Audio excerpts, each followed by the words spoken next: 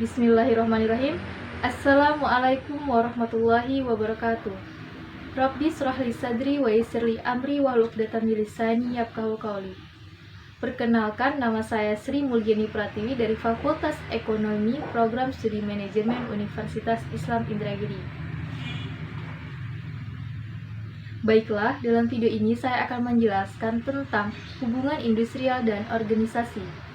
Istilah hubungan industrial berasal dari industrial relation, yang merupakan perkembangan dari istilah hubungan perburuhan. Istilah ini memberikan kesan atau menganggap bahwa hubungan industrial sangatlah sempit, seakan-akan hanya membahas masalah antara pekerja dan buruh saja. Padahal, aspek dari hubungan industrial sangatlah luas, yaitu mencakup aspek sosial budaya, psikologi, ekonomi, politik, hukum, dan Hamkamnas. Sehingga tidak hanya meliputi pengusaha dan pekerja saja, namun melibatkan pemerintah dan masyarakat. Dengan demikian, penggunaan istilah hubungan industrial dirasakan lebih tepat daripada hubungan perburuhan.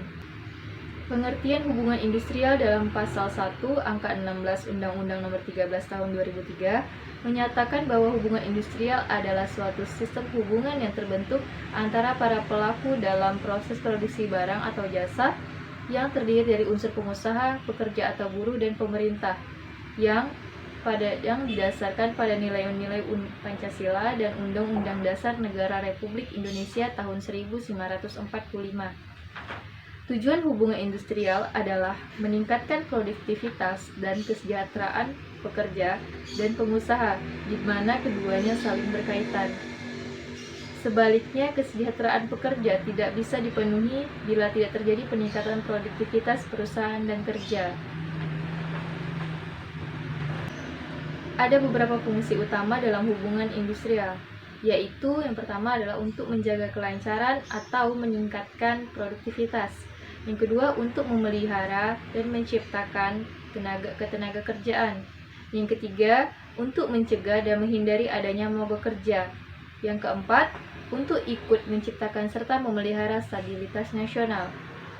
Hubungan industrial akan serasi jika dikembangkan dan dilaksanakan dengan baik, maka dapat membantu meningkatkan produksi, meningkatkan kemungkinan kesempatan kerja, dan lebih membantu menjamin pembagian yang merata dari hasil pembangunan nasional.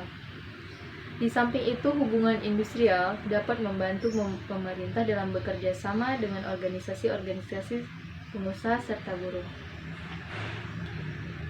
Ada 8 sarana dalam hubungan industrial, yaitu yang pertama, serikat pekerja atau serikat buruh. Yang kedua, organisasi pengusaha. Yang ketiga, lembaga kerjasama bipartit.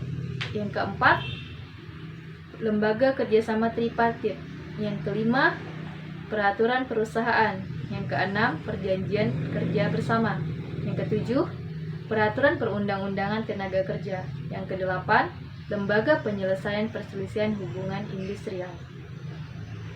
Terakhir, saya akan menyampaikan mengapa penting adanya hubungan industrial. Seperti yang kita ketahui bersama bahwa seringnya terjadi perselisihan antara perusahaan sangatlah amat mengganggu kegiatan operasional perusahaan. Banyak hal yang selalu menjadi pemicu permasalahan antara pekerja dengan perusahaan. Maka itu perlu adanya proses mediasi yang dilakukan agar dapat meredam terjadinya perselisihan. Proses mediasi inilah yang disebut sebagai hubungan industrial. Kegiatan yang berkaitan dengan hubungan industrial dalam sebuah perusahaan bisa dikatakan lebih dari sekedar dari hal-hal yang berkaitan dengan pengelolaan organisasi perusahaan itu sendiri. Perkembangan yang berkaitan dengan hubungan industrial merupakan cerminan adanya perubahan-perubahan dalam sifat dasar kerja di dalam suatu masyarakat dan adanya perbedaan pandangan mengenai peraturan perundang-undangan tentang ketenagakerjaan. Selanjutnya saya akan membacakan soal-soal dari materi yang sudah saya bahas tentang hubungan industrial dan organisasi. Yang pertama, perjanjian kerja, peraturan perusahaan, perjanjian kerjasama, dan peraturan perundang-undangan merupakan hal yang berkaitan dengan jawabannya adalah relationship tenaga kerja. Yang kedua, perjanjian antara buruh atau pekerja dengan pengusaha disebut adalah perjanjian kerja. Yang ketiga, pemberi kerja bertanggung jawab atas Jawabannya adalah syarat kerja, hak dan kewajiban para pihak. Yang keempat, perjanjian dalam suatu waktu tertentu dan hak juga kewajiban bagi pemberi kerja wajib.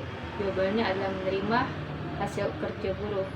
Yang kelima, pekerja melakukan pekerjaan, pengusaha membayar upah. Berada dalam pasal 1601A KUH Perdata. Yang keenam, pekerja bekerja, prestasi 10/10 bersifat pribadi. Pengusaha menerima. Jawabannya adalah kepuasan prestasi kerja dari pekerja. Yang ketujuh, unsur utama perjanjian kerja adalah, jawabannya adalah upah dan imbalan. Yang kedelapan, bekerja dengan pihak lain artinya, jawabannya adalah ada kewenangan dan perjanjian.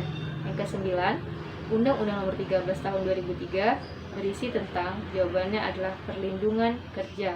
Yang kesepuluh, perjanjian sip atau kerja. Perjanjian sip kerja atau lembur disebut, yaitu adalah kesepakatan kerja. Kegiatan yang berkaitan dengan hubungan industrial dalam sebuah perusahaan bisa dikatakan lebih dari sekedar dari hal-hal yang berkaitan dengan pengelolaan organisasi perusahaan itu sendiri. Perkembangan yang berkaitan dengan hubungan industrial merupakan cerminan adanya perubahan-perubahan dalam sifat dasar kerja di dalam suatu masyarakat dan adanya perbedaan pandangan mengenai peraturan perundang-undangan tentang ketenagakerjaan. Selanjutnya saya akan membacakan soal-soal dari materi yang sudah saya bahas tentang hubungan industrial dan organisasi. Yang pertama, perjanjian kerja, peraturan perusahaan, perjanjian kerjasama, dan peraturan perundang-undangan merupakan hal yang berkaitan dengan, jawabannya adalah relationship tenaga kerja. Yang kedua, perjanjian antara buruh atau pekerja dengan pengusaha disebut adalah perjanjian kerja. Yang ketiga, pemberi kerja bertanggung jawab atas, jawabannya adalah syarat kerja, hak dan kewajiban para pihak. Yang keempat, perjanjian dalam suatu waktu tertentu dan hak juga kewajiban bagi pemberi kerja wajib, jawabannya adalah menerima hasil kerja buruh. Yang kelima, pekerja melakukan pekerjaan, pengusaha membayar upah. Berada dalam pasal 1601A KUH Perdata. Yang keenam, pekerja bekerja, prestasi 10/10 bersifat pribadi. Pengusaha menerima. Jawabannya adalah kepuasan prestasi kerja dari pekerja. Yang ketujuh, unsur utama perjanjian kerja adalah, jawabannya adalah upah dan imbalan. Yang kedelapan, bekerja dengan pihak lain artinya, jawabannya adalah ada kewenangan dan perjanjian. Yang kesembilan, Undang-Undang Nomor 13 Tahun 2003 berisi tentang, jawabannya adalah perlindungan kerja. Yang kesepuluh, perjanjian sip atau kerja. Perjanjian sip kerja atau lembur disebut, yaitu adalah kesepakatan kerja. Demikianlah penyampaian materi dari saya tentang hubungan industri dan organisasi. Semoga apa yang telah saya sampaikan bermanfaat untuk teman-teman semua. Akhirul kalam, Assalamualaikum warahmatullahi wabarakatuh. Fekwan hebat, Unisi berjaya dan gemilang.